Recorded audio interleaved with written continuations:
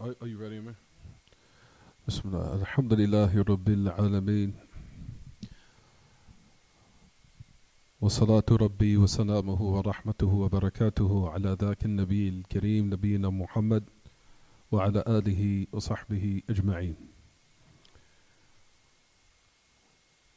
As we continue in Buloogh Al-Maraam for the great illustrious Imam Al-Hafiz Ahmad bin Ali ibn Hajar Al-Asqalani rahimahullah, who died عام 852, the year of 852 after the Hijrah of Mustafa alayhi salatu wassalam, by Ahmad bin Ali ibn Hajar Al-Asqalani rahimahullah, the great Imam. On this day of Sunday, October 14th, 4:30 p.m., 2018, the Gregorian calendar agrees with the 3rd of Safar, which is on the Hijri calendar, which is عام 1440, the year 1442 after the Hijrah of Mustafa alayhi salatu wassalam. We were speaking on the hadith as we continue actually in Kitab al-Nikah. Kitab al-Nikah. As we finished the majority of the chapter, but now we moved on to another part of the chapter. All of it is connected with the book of marriage. The chapter which is Bab Ishrat al-Nisa, the chapter of good dealings with women, or treating the woman in kindness, or dealing with them in kindness, or having what they call husnul ishra or al-mu'ashara, meaning of good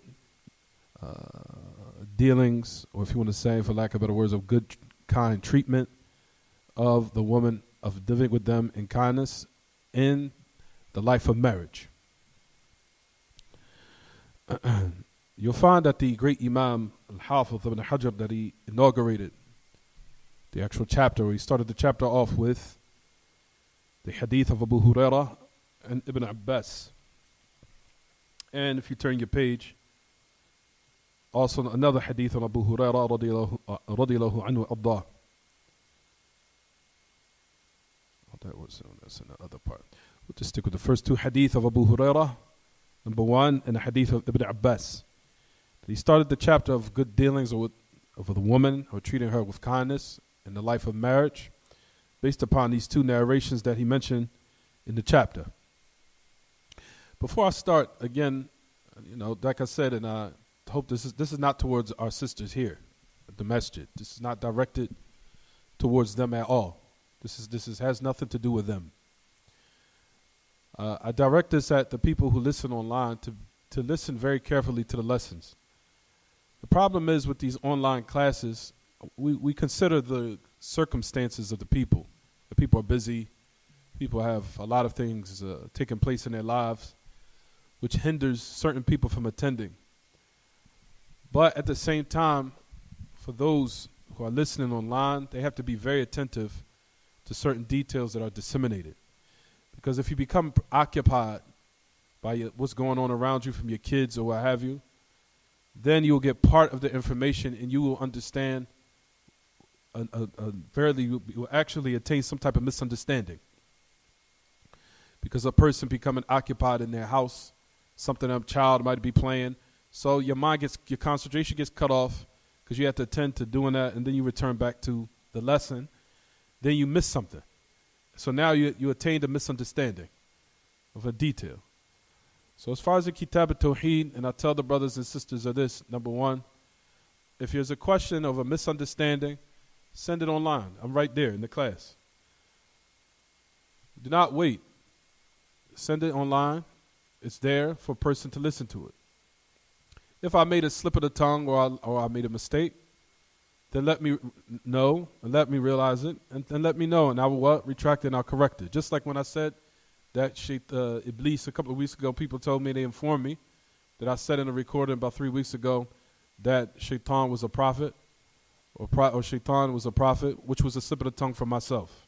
That's not what I intended. That was a slip of my tongue. Rather, Adam was a prophet. Adam was a prophet and he spoke to Allah. That was something that was clear. And I said to the brothers, that was a slip of my tongue. I have to go back to the recording. I have to retract it, or I have to change it. But that was a slip of my tongue. But as far as saying that the angels have hearts, that's something Allah said clearly in His book. Allah Ta'ala has affirmed that the angels have hearts. The problem is with people is the qawa'id and the principles that they need to learn. Are their hearts like the human being?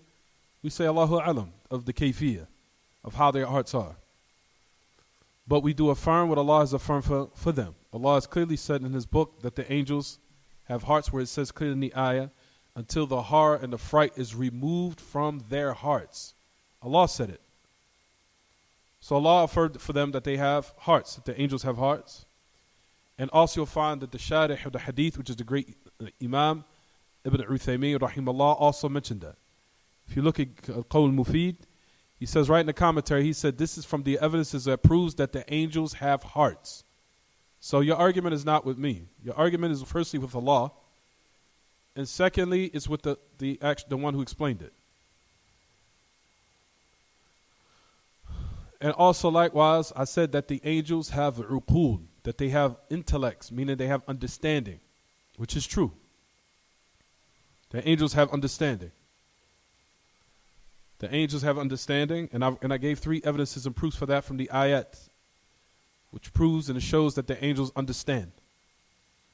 Also likewise, we have so many ahadith and so many lessons that affirm this. For example, with the hadith of Jibreel, when he came to the Messenger of Allah, sallallahu asking him the questions of the hadith of Jibreel, the famous hadith of Jibreel, and he confirming what the Messenger of Allah says, sadaqt, you spoke the truth. All that is to show that the angels have what? Have intellects, they understand. The problem is, like I said, with a lot of us, it's either because of behind the TV screen or behind the computer screen or behind the phone. It's a problem from the aspect of not being totally attentive to what you're listening to. You become preoccupied by something around you, and as a result of it, you attain the wrong understanding. That's why we kindly, highly emphasize to the people to return back to how we used to do things in the old times if we can, which is to attend the classes physically. To attend the classes. We keep emphasizing to the people, attend the classes, attend the classes. We've been saying this for years. And the people still think, that the problem with us, especially here in America, we have the attitude that we know everything. Everybody already know that. I don't need to come to the class. We already know. And then you make a statement like, well, where would you get that the angels have a heart? Where you get that from? That's a statement of ignorance because it says it clear in the ayah. And it's in your book. That's the reason why I tell brothers and sisters, when you follow these classes, these are not lectures. These are classes that we're going through with a book. So it's not just befitting that you just listen to it and that's it and then go about your business. No, you have to bring your book and you have to follow along in the book. Know where we are in the book, read it, prepare yourself, and then follow along. These are not lectures. These are what? These are classes. So differentiate between what is a lecture and what is a class. When you're in class, when you're in college, or when you're in your secular type of courses that you take in college, they tell you to either bring your book, or in these days and times, you have to bring your what? Your iPad to follow along. Then you've been also obliged to what? After what you miss, you have to catch it up. I mean, you have to listen to the recording. And that's in these type of worldly knowledge that we take. And it's sad to say that we give that more diligence and we give that more precedence in learning than these affairs which are utmost of importance. It's sad that we reversed everything these days and times. So what rectifies my worldly affairs, I'm studying that, I'm preparing for it, I'm revising it. I'm making sure that I'm on time for it. I'm making sure that the teacher make sure that he gives me a good grade, make sure that I'm very diligent in attaining a high class or high grade or average. But these lessons, nobody revises them. Nobody cares. Nobody brings their book. Nobody brings no pencil. Nobody cares. And it's sad. We don't make sure our children revise it. We don't make sure our children go over it. We don't make sure that they understood it properly. Like I said in my class in Chester a couple of weeks ago, I said there's no way that our children are going to learn and they're going to improve and that they're going to progress in their knowledge. There's no way they're going to do it except by the teacher and the imam of those who's in the masjid are on one page. What I mean by that is once I teach, that the parents go home and enforce it. Meaning that they make sure that the children go over what they learned in class. Do the parents do it? That's the issue. So it's not all on me. Everything as far as nurturing the children and cultivating them is I play an aspect in it, and the parents play a role in it also. And if they don't enforce what's being taught in the masjid, where they're going over it at least 20 minutes out of their time, then as far as their progress in learning, their level of learning is not going to be raised. It's not going to progress. Like I said, we have, alhamdulillah, Allah Ta'ala has bestowed His mercy upon us in a lot of ways. And I'm not talking about our sisters here in this area or in the tri-state area in general. But a lot of us don't realize the great ni'mah that Allah has given us in a lot of ways. That if we're not grateful from it, it could be removed. Because a lot of the du'at are getting older. A lot of us are getting older. A lot of us are also getting tired and exhausted. We're also getting tired. Because I can tell brothers and sisters right now, I'm tired. Don't think that I'm not getting tired. And don't think sometimes I don't get fed up. It's just like, subhanAllah, you've been studied overseas, you study with the ulama, and it's like you come back and your own people hate you. It's like, what's wrong with us? It's like now, okay, the excuse here in Delaware was we didn't have somebody that studied with the ulama. We didn't have somebody attain a full education. We didn't have somebody. Like, I'll give it to you, so what's the issue now? What's the problem? We don't have firstly, we used to just complain that we didn't have a Salafi masjid. We used to complain about that. We don't have a Salafi masjid. We always got to go here, listen to this shout-out khutbah. We have to listen to these nonsense classes that don't make any sense. That's making me confused even more about my religion. And then Allah Ta'ala bestowed upon you where He gave you a place where you can attain knowledge. Okay? He gave you a masjid. Allah gave it to you now. So now where is everybody? So then now the excuse was, we don't have nobody truly qualified to teach. Tayyib, Allah has given you that to you now. So Allah keeps establishing these proofs against everyone. So what's the excuse now? So now, on the day of resurrection, of course, now Allah gave you the Salafi masjid. He gave you what you needed. Not by being what you wanted. May give you what you needed. Allah has given it to you now. What's the excuse now? That's what I'm saying. We keep running out of excuses. No, the problem is within us. The problem is within ourselves. We're spoiled, lazy people here in this country, in this land. We are. We. And I'm not saying you, I'm saying we. We're spoiled and we're lazy. You don't realize it. Until it's taken away and deprived. When you got to go to a country where people just eat bread all day and they only eat once a day, then you start to realize what you have. When you got to go to a masjid that's made out of mud and made out of certain type of roofs with leaves, then you're going to realize what you have. Then you also see the microwave. So you have a good ni'mah. You have a lot of things. A lot of things that Allah has given us. That's no problem. But I'm just saying that we have to be grateful of what we have and work with what we have. And if we want Allah to increase us, we have to be grateful. Because all these different ni'am can be snatched. It can. Like we said, that a lot of du'at are getting older. And I've speak to a lot of the brothers. And you see the frustration on a lot of them. A lot of them are getting burnt out. Because it's a lot of work on us. And it's a lot of sacrifice that we do on a daily basis to the point where a lot of people just be like, I'm putting my hands up. I'm tired of this. It's too much. It's overwhelming. Brothers and sisters really don't realize what a lot of the du'at have to sacrifice.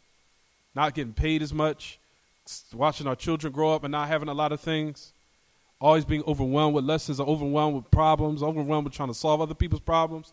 And then us as human beings, we want time for ourselves. We're still human beings also. And we get overwhelmed.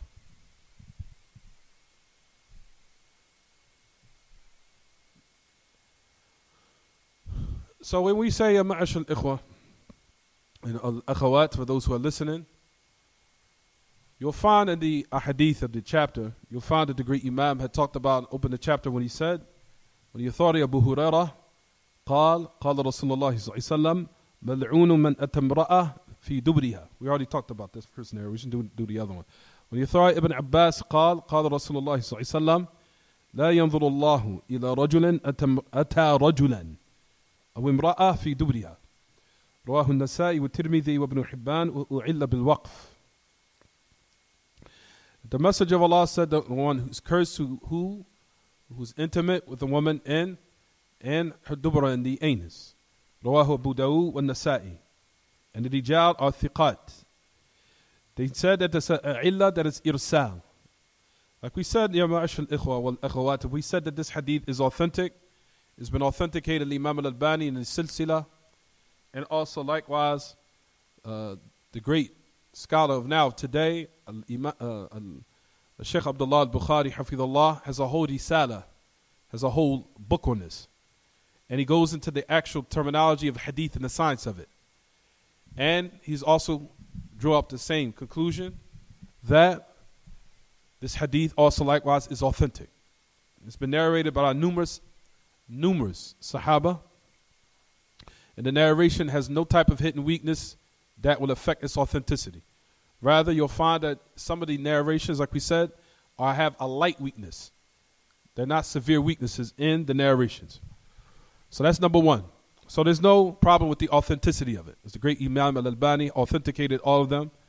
And also likewise, like you said, the scholars of these days and times who also had spoke about this hadith and talked about it, riwayatan wa diraya, as far as in the chain and as far as in the text, he said all of them are they are authentic.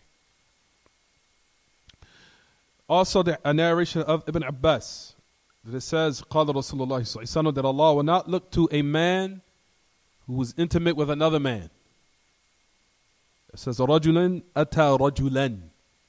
He's intimate with another man. Or with a woman in their anus. In both end. So notice it started off with a man. So this hadith clearly shows, so a person would say that it's mawquf. We're going to talk about that. They're going to say, oh, that was a statement of the Sahabi. Even if it was a statement of Sahabi, it still takes the hukm of a hadith. Because this is talk about the affairs of the unseen. Which we'll talk about, inshallah, that none of the Sahaba will talk about the affairs of the unseen except they heard that from the Messenger of Allah, sallallahu alaihi wasallam. Because you'll never find that any of the Sahaba talk about an affair of the unseen except it was due to evidence that they were working by, from that they heard from the Messenger of Allah, sallallahu alaihi wasallam. طيب. So first thing, we talked about the first narration. And we said that in the number one, you'll find clearly it says in the hadith that Allah will not look to the man who is intimate with another man on the day of resurrection. So this is in text clearly to show that it's the impermissibility of what, everyone? Of homosexuality. So this is clear. Clear as the sun in the sky. And the ayat in the book of Allah, which we'll bring in its due time, inshallah. I did a two-part series of the khutbah talking about the ayat speaking about homosexuality based upon the book that the great Imam Al-Hafiz Abu Bakr Al-Ajurri, Sahib Kitab Al-Sharia, and Imam Al-Ajurri has a whole book talking about how it is impermissible, or homosexuality being impermissible in Islam. And he brings all the ayats in the book of Allah affirming this.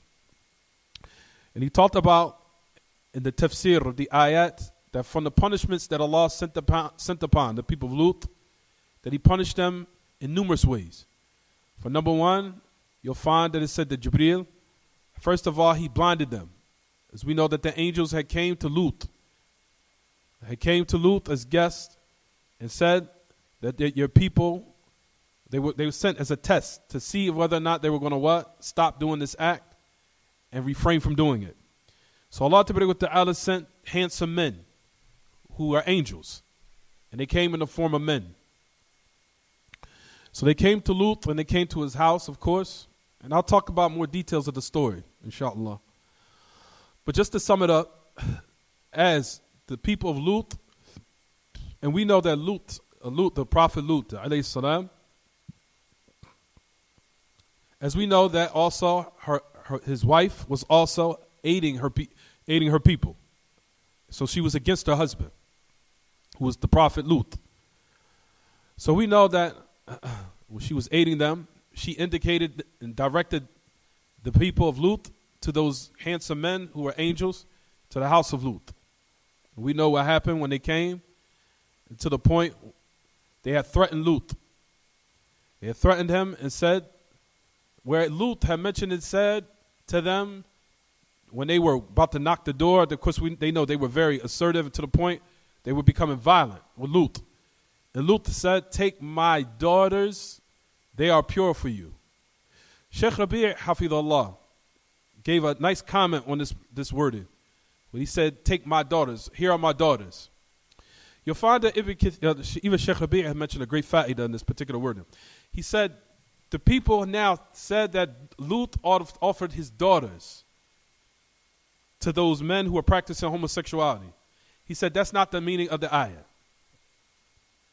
That's not the meaning.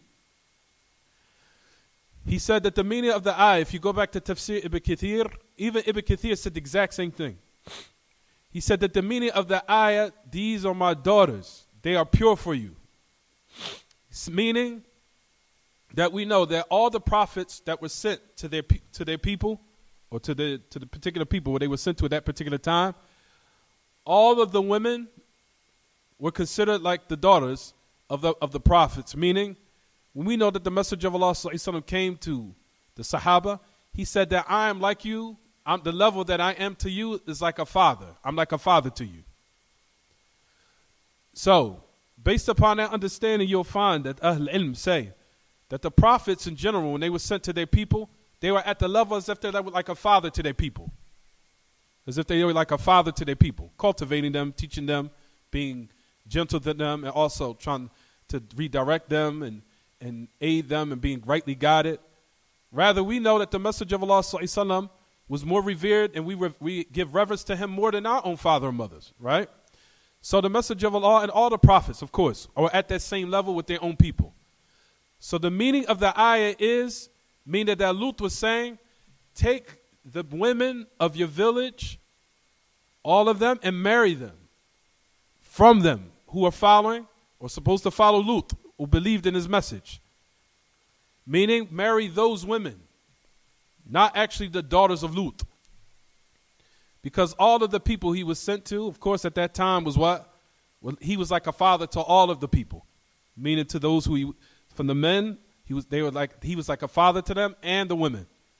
So generally when he used to say my daughters, meaning the people from my community that I was sent to, marry them. So that's the meaning of the ayah. Where he says, these take my daughters, they are pure for you. That does not mean that they were actually his blood daughters, as it says in the ayah. And you'll find that the ulama reject that notion that does not mean that was the meaning of the ayah. They said that's not the meaning. The meaning of it is, and I hope the people listening online are not. So I hope that the people online say, man, he said Lut said take his daughters. I did not say that again. I'll reemphasize. That's not the meaning of the ayah. The meaning of the ayah is saying that take the women who are in his community that he was sent to and marry them. So that was the meaning of the ayah, where we know that they came and they said, and even Allah subhanahu wa ta'ala said that they mentioned in his book of the nasty statement that they said, verily, O Lut, you know what we want. We want those men that entered in your house that were handsome. To let you know how shaitan had went in their minds to the point that they decorated this act. Until they became what?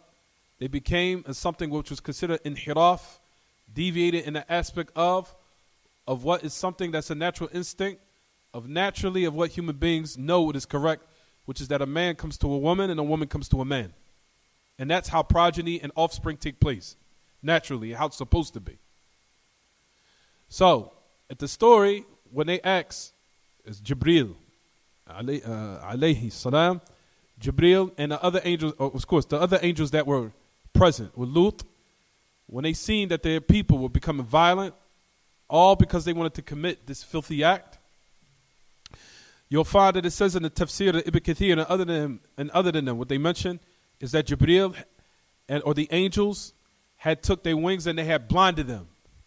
Because Allah Ta'ala says in this book, in Surah Al-Qamar, it says, فَطَمَسْنَا عَلَىٰ أَعْيُنِهِمْ.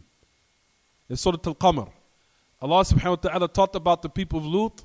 He says that we have wiped out their eyes, meaning that we blinded them. We blinded them. So that was the first punishment of the people of Lut, before the actual punishment came down, due to them practicing homosexuality. So the first thing is that the angels had blinded them. They wiped them, made them blind. That was the start of the first punishment. Then after that, after they became blinded, we know that the angels had said to leave out the village. To leave out the village of Sodom. To leave out the village of Sodom, Sodom, as they called it in the Bible. I think they call it Sodom. But anyway, so he told them to leave out. And even Ibn Kathir affirmed that it was called Sodom. It was called Sodom, of what we know. But at any rate, that they left out the village. When they left out the village, as we know, the angels commanded them, he said, that was the last warning. So that was the last sign, because Allah Ta'ala gave them numerous chances to repent and stop and refrain from the act. Until that was the last test that Allah sent to them until the punishment came down. So the first punishment was, number one, they became blind. Number two, they left out the village, and Allah told Lut and the people, and his people that believed along with him, to leave out and not to turn back. As we know in the Bible, it says something incorrect. It said that they became, or wife became salt, or some type of alteration that was made in the Bible. That's not correct. What is correct is that the messenger of Allah, Lut, told them to leave out. When they left out, he says, فَلَا يَلْتَفِتْ أَحَدٌ مِّنْكُمْ فَامْضُوا حَيْثُ تُؤْمَرُونَ, as it says in that ayah. As it says in Surah Al-Hijr. So it's Surah Al-Hijr. That it says, in Surah Al-Hijr, that it says, do not let any of you turn back. Rather, continue to go in your course of where you've been commanded. So they left out the village, and the one who turned from them was Lut's wife. Was Lut, his wife. So his wife turned. Then she, as a result of it, we know that she was what? Destroyed along with her people, because she used to aid them. Allah Ta'ala talked about his wife in a couple of ayats in the book of Allah, as we know. Some of them is Surah Tahrim, and other than that. But at any rate, we know that she aided her people, and Allah Ta'ala caused her likewise to be swallowed up and also to be punished along with her people. So the first punishment was that Allah subhanahu wa ta'ala, may Allah ta'ala protect us, allowed their eyes to become blinded. Then Allah ta'ala, as it says, فَجَعَلْنَا عَالِيَهَا سَافِلَهَا. Listen to this ayah. Allah says, we made the most highest part become the most lowest part. What does that mean? It says in the tafsir of the ayah that Allah took the land of Lut and raised it to our highest heaven and turned it face down on them. As they said that there was the angel, Jibreel, had took the land up what they were upon, raised it very high, and flipped it on top of them. So that was the second punishment. And then Allah Ta'ala says in another ayah that it descended hijaratin min sijil. Then, as we know, for rough translation, it says some type of brimstone or what have you, of clay, of fire that had rained down on top of them after the land was turned upside down upon them. In order to what? To finish them off after they what? Had been tortured and they've been humiliated in this manner. So that was a third punishment. Then we know in the hereafter, which is in the Al-Hayat Al-Barzakhiyah, which is in the punishment of the grave. And may Allah Ta'ala pardon us and pardon you from that and not ever being punished in the grave. And in the hellfire in the hereafter. So if you want to say totally, they receive 5 punishments of what they will receive in the hereafter because of their rejection of what the warnings of their prophet Lut had given them. So these are all ayats to show what, everyone, of how. And these are in a numerous ayat, in which I'll give the khutbah on, inshallah, talking about this. So all this is to show what, everyone, how the impermissibility of homosexuality based upon the past, and we have the mawqif or the position of the Sahaba in regards to these ayat. Because a person will say, oh, that was only for back then. That's not legislated in the religion of Islam. Yes, it is. Because we have to learn to how the Sahaba, now, was there people that was tested with this? We say yes. There were people of the time of the Sahaba meaning of the time, of the Sahaba who fell into this, in which they had applied the penalty upon them as a result of this type of what? Of this behavior. And how they understood it. And to the point where they said, some of the tabi'een had mentioned it, said, they said that they were so surprised. He says, if it wasn't the fact that Allah revealed in his book that there were men or people that indulge in these acts, I would have never thought that a man would want to be intimate with another man. That's what it says in one of the tafsir, if I get the opportunity, which I will, inshallah. He said, I would never have thought in my mind, if it wasn't for the fact that Allah revealed it, I would never think that a man would want to be intimate with another man. That would have never been that would have been the furthest part of my mind. But he said, despite of that, Allah Ta'ala said it, it happened. Now there has to be a hukum for it. So a hukum is, in the understanding of the Sahaba, is that we know that the prophets that it said in the narrations kill the that's one of the ones with animals, even that narration. But as far as the practice of homosexuality, of what was some of the Sahaba was mentioned, of talking about the one being thrown from the highest part of a mountain. And some of the narrations we'll talk about, inshallah, when we have the time. But we know that this hadith is to clearly that it condemns homosexuality and likewise lesbianism. What they call musahaqa. Musahaqa or sihaq in the Arabic language is called lesbianism. Musahaqa. And musahaqa also likewise is what? Is condemned and is impermissible due to these ayat and all these ahadith. So in the religion of Al-Islam, it is not permissible to what? Practice homosexuality. And it is not permissible to practice lesbianism. And I don't know where they get that from and who said it and how they said it, but they have committed something that is tremendous, and to the point where Allah Ta'ala even mentioned in his book, أَتَأْتُونَ رِجَالَ شَهْوَةً مِّن دُونِ النِّسَاءِ بَلْ أَنْتُمْ قَوْمٌ مُسْرِفُونَ. Allah clearly says it in his book. He says, you come to men to be intimate with another man out of sexual desire. He says, you are people who are what? Have transgressed the bounds. You have transgressed the bounds. So that's just to start the story of what we just to give a little muqaddimah of what?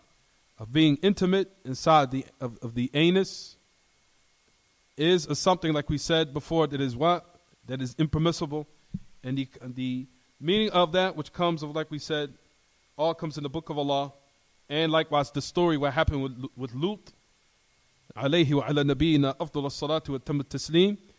Now a person will ask, notice that in the hadith, if you look in your books, everyone, a person would say it says a woman. It says a woman. Or if you look in your books, if everyone looks in their book, it says a man or a woman. Even though it gives a generality, that is in regards to a person who either, number one we say, his wife or Malakul Yameen, or a person who has, a man that has a concubine. And he has a female slave, of course. And we talked about slavery, we gave the details of it, so no one could try to bring that ambiguity as an argument. But we know that it's only permissible for a man to either be intimate sexually, of course, either with his wife or if he had a concubine. That's it. Anything beyond that is transgressing the bounds. A person would say, what this hadith, what is it talking about? Because it's generalizing. Because if you look in the narration in your book, what does it say? It says a man, or one narration says woman. First narration of Abu Hurairah. Then the next narration, Ibn Abbas, it said man or woman. So a person says it's generalizing. Of course, that's generalizing everyone. Doesn't matter whether that's your wife, a concubine.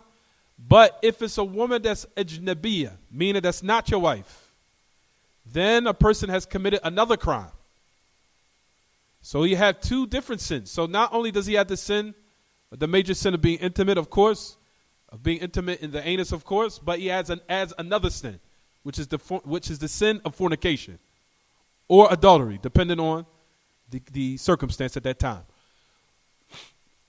Are they all tied in together? We say no. They're two separate hukums. They're two separate rulings. One cannot be tied in with the other. So a person now that does this, if it's his wife Or if it's his concubine, if he has a right in possession, of course, which we know is not in these days, so no one can try to say that he was to get a concubine. There's no concubine now due to the fact that there's no legislated jihad. There's no legislated correct jihad. So there is no concubines. But at any rate, for a person now that's intimate with a woman, the meaning of the hadith here is general. It's general. Doesn't matter whether it's your wife, concubine, or if it's a ajnabiyya, meaning a girlfriend.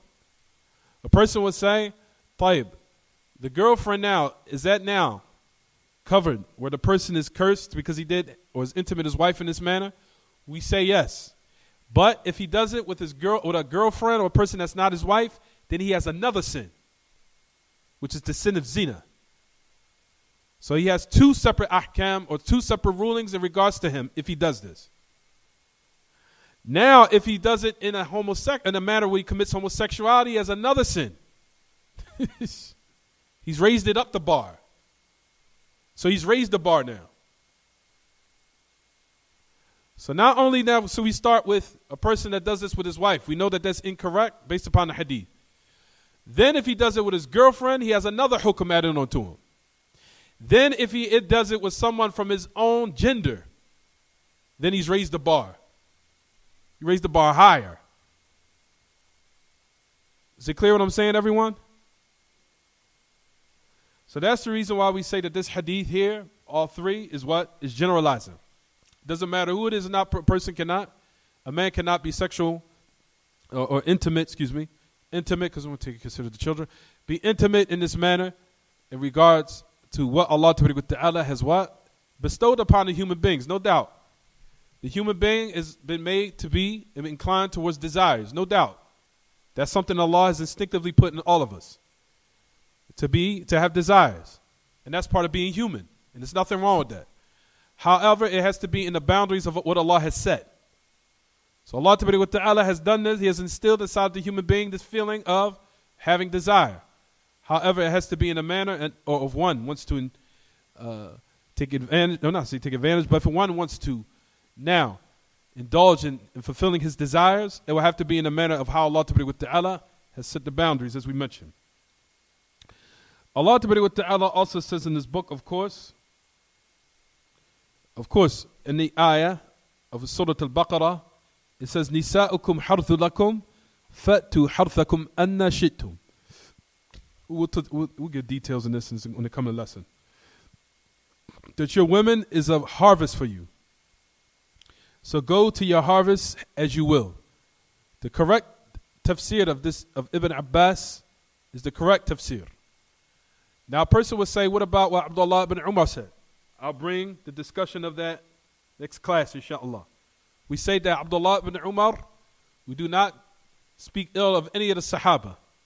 But as far as the opinion of Abdullah ibn Umar, I'll discuss that on a later occasion, inshallah, because I wanted to bring that. Because some people will try to bring that as an argument. To say, see, it's permissible, Abdullah ibn Umar said it. And we say, and we know that the Sahaba of certain masail in certain regards of the religion, we know that there were certain ahadith that did not reach them. But they gave their ijtihad, meaning they gave their best of the opinion because all of them intended the truth and they'll be rewarded for it. But is it now, can we say in certain masail, in certain issues in the religion, I want everyone to listen closely to what I'm saying so they don't get the wrong understanding and they start lying on me again. Is it now in certain matters of the religion, because a person will open up Tafsir bi-Kathir and they say, see, Abdullah ibn Umar said you could do this with a woman. Because I know what they're going to say. See, it's right here. See, Abdullah ibn Umar said it. Now, Abdullah ibn Umar, his statement, of course, he'll be rewarded for his ijtihad. But we know that some of the Sahaba did not have absolute encompassment of all the texts of the Prophet ﷺ.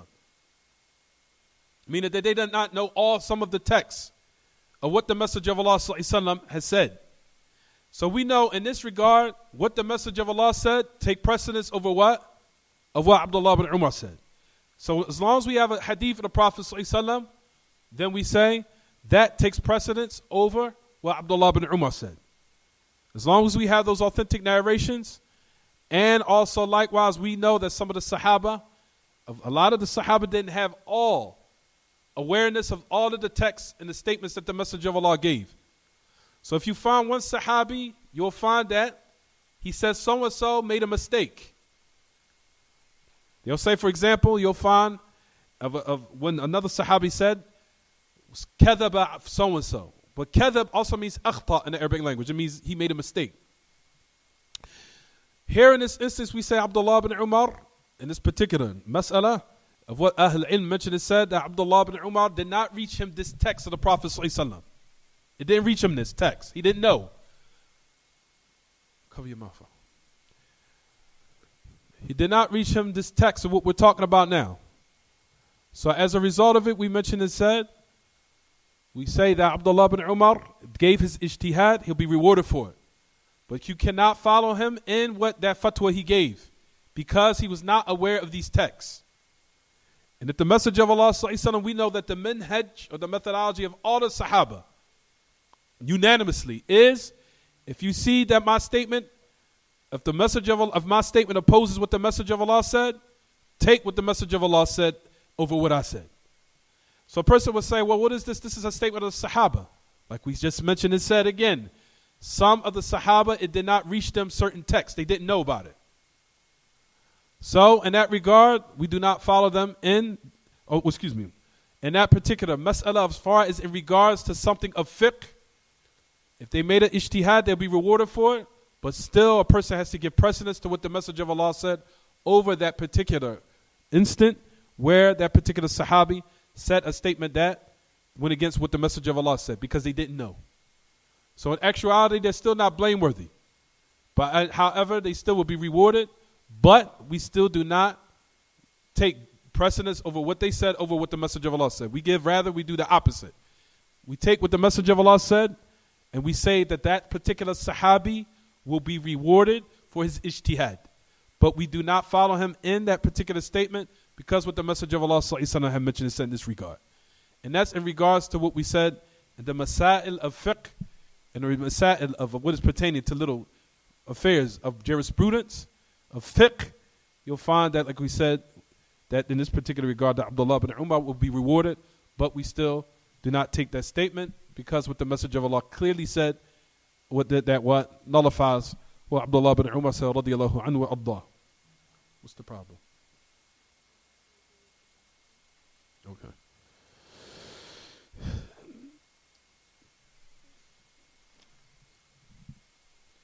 So just to sum up everything, ya ma'ashal ikhwa. The second hadith of Abdullah bin Abbas. Oh, I have to stop already? Wow. The second hadith that the Prophet ﷺ mentioned is said that Allah will not look at a man. Meaning, what the Messenger of Allah ﷺ gave as a warning of coming to a woman in this regard. Meaning being intimate with a woman in this regard. Meaning that Allah Ta'ala will not look to him. Meaning Allah Ta'ala will be angry. And he will what? فَيَسْخَطُ عَلَيْهِ فكون الله لا ينظر إليه هذا دليل على أنه كبيرة من كبائر الذنوب. So this is a clear evidence to show that it's a major sin from the major sins. Keep in mind, everyone, like we said, if a person does this with a side girlfriend or whatever, then that's another ruling. That's a whole separate ruling. So a person has fell into something else, which is zina. And if he falls into homosexuality, then that's another, like we said, another sin, which is now raising the level of the magnitude of the sin. May Allah Ta'ala protect us. طيب. We'll stop here, inshallah, because I didn't need Maghrib is almost about to be. طيب, we'll stop here just for today. Next week, brothers and sisters, since the time keeps going back more and more, we'll try to, like I said, I got to be on point as far as the time. But we'll stop here, inshallah. I don't know, when's the hour supposed to be? It's in November, right? Is it in November? When the time goes, the hour goes back? When does the hour go back again? November? Is it October or November? End of October. Wow. Right, exactly. For right now, we'll try to mention it. We'll try to organize it. We'll try to set the time and then we'll do it then, inshallah. 5:14. What was it? 5:14. 5:14. Sunday, October 14th. The time. So, is there any questions about the lesson?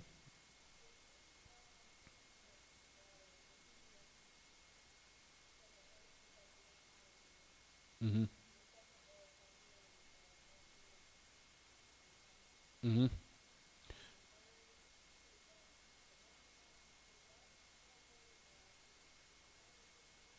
They translate as hijaratu min sijil. Like rocks made out of sijil. For you lack of better words, I can tell I find a better translation for what comes to my mind. They usually translate some type of brimstone or some type of hot fire of clay that came down from the heavens. Something that was of a hot fire of clay that came down. Like I said, for lack of better words, I think they translated, for lack of better words, is brimstone, something to that effect. I'll say it again, I'm sorry. What'd she say? Okay. I'll give the story more in detail. So it's also it gets a little bit deeper than that.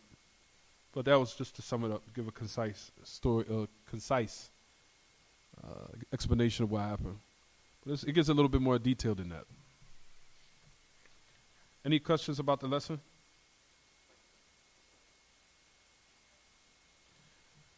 All right, we'll leave that for next week.